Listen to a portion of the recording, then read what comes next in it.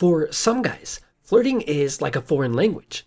They see other people doing it all the time, but they don't understand how it works. To someone who doesn't understand, flirting probably almost seems like the way a brother and sister would tease each other, because it kind of is. Before we get into psychologically proven flirting techniques, it is important to understand the purpose of these techniques. At the core, every flirting technique allows you to show interest in a girl in a way that isn't too cheesy or creepy. Now, when it comes to flirting and pretty much every interaction with a girl, the difference between effectively showing interest and just flat out looking creepy is balance. For example, making eye contact with a girl for slightly longer than normal can get her excited, but doing this too many times without actually approaching or talking to her will just make you look really creepy. The process of flirting isn't too complicated, and one of your main goals is to dominate the conversation with her in a subtle way. Another purpose of flirting is to make the girl actually feel like a girl around you, and it also involves making her laugh and allowing you to display your social intelligence. When flirting with girls, you'll be using both your words and your body language.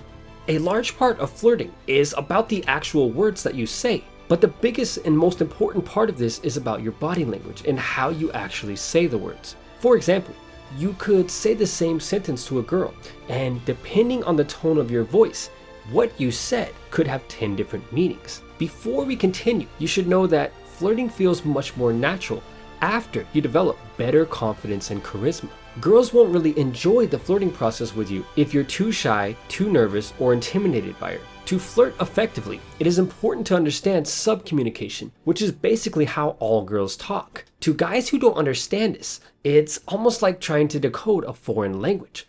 Subcommunication is basically speaking indirectly and ambiguously. In other words, subcommunication is saying things that can have different meanings. For example, if a girl says that she hooked up with a guy while subcommunicating, the hookup part could actually mean several different things. The point here is that most girls speak and act in indirect ways. Guys are much more direct in their communication. In the context of flirting, subcommunication basically allows you to let the girl know that you're interested in her in a subtle way. And the really cool thing about flirting is that not only does it tell her that you're attracted to her, it also allows her to quickly let you know whether or not she's attracted to you. In a lot of movies, you see super wealthy or famous guys walking up to girls and telling them flat out that they're attractive. And the guy asks the girl to fly away with him on a plane or something similar.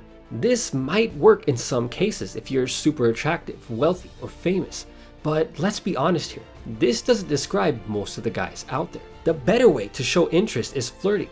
And the cool thing about flirting is that after you initiate the process, the girl will give you either a yes or no by flirting with you back or avoiding your advances. This is really cool because it tells you right away if she's attracted to you. To girls, flirting is like their native language.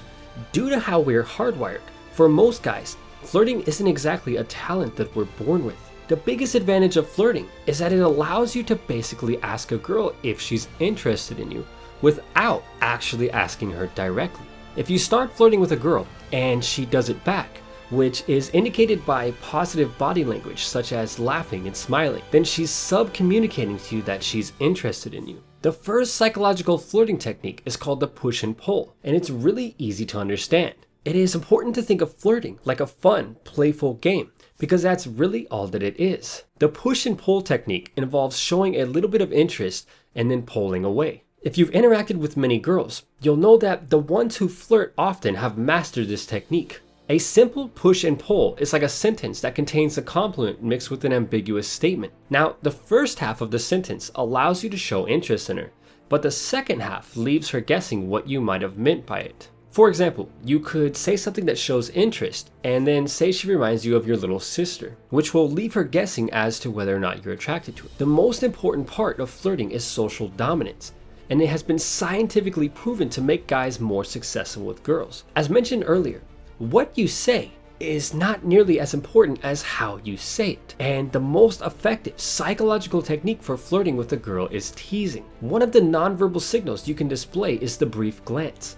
And guys who are successful at flirting give girls the brief glance more often than guys who are not as successful. Another part of social dominance is called the space maximization movement, which involves positioning your body so that it takes up more space. Science has shown that guys who use these techniques are given preferential treatment by girls because they allow the guy to display social dominance. These are some of the most important body language signals that you can send, but they're only half of the puzzle. Displaying your social dominance during the conversation is key, and the easiest way to do this is to make humorous, playful statements while talking to a girl. The goal is to basically tease her in a way that shows that you're a dominant male. Flirting is kind of like how you tease your little sister, but the context is different. When teasing your sister, the goal is really just to tease her because she's your little sister. There is no hidden meaning. But when teasing a girl that you like, there is a hidden meaning, and it's to show her that you like her. Most girls and guys flirt by teasing each other, and the push and pull technique is easily one of the best psychological flirting techniques that you can use. Now, keep in mind that the compliment and ambiguous statement don't have to be in the same sentence to use this technique. A great option is to say several things that subcommunicate the fact that you like the girl, and then follow up with one ambiguous statement that leaves her guessing about your interest in her. Out of all of the ways that you can flirt with a girl, teasing her with the push and pull technique has the greatest psychological effect on her, but only when combined with displaying social dominance. Like anything in life, flirting is a skill that can be mastered,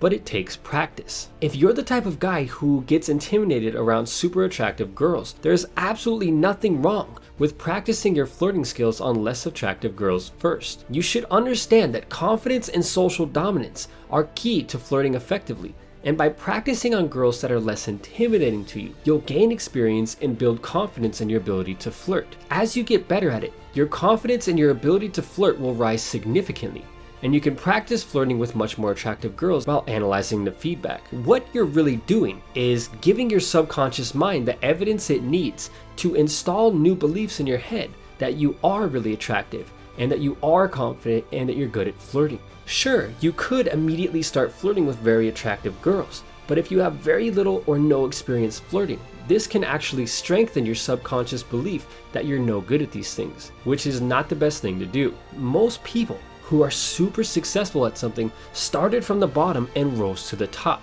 In other words, they incrementally worked their way up and didn't ride somebody else's wave.